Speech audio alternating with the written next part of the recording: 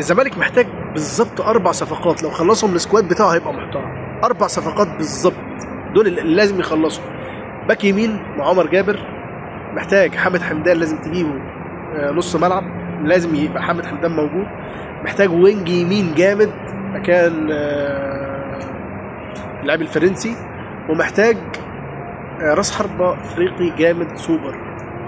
دول الزمالك لو عرف يخلصهم، عايز اقول لك ان احنا هنعمل سكواد محترم، ويبقى سكوادنا ما فيهوش غلطه، ما فيش كل مكان فيه 2 لعيبه و3، فلازم الزمالك يخلص ده.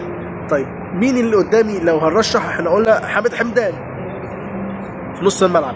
باك يمين مفيش حد متاح ليه غير 2، احمد هاني سيراميكا واحمد عيد، اي حد فيهم كويس مش وحش. احمد عيد المصري طبعا.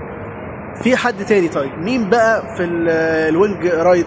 الوينج رايت انا في 3 بالنسبه لي، في ادم والناس، في بلال ولد الشيخ، وفي اللي انا رشحته امبارح عزيز العجي، ده لعيب سوري بيلعب بره. دول ال3 اللي ممكن الزمالك لو خلص فيهم حد اقدر اقول لك لعيب سوبر. راس الحربه انا بالنسبه لي مش هشوف حد غير فيلي تراوري، لعيب السواحلي الليبي. الراجل ده لو جه هيبقى مرعب في حته راس الحربه. فدول اللعيبه اللي نفس الزمالك لو جابهم اقدر اقول لك احنا عملنا سكواد محترم، سكواد ينافس اي فريق.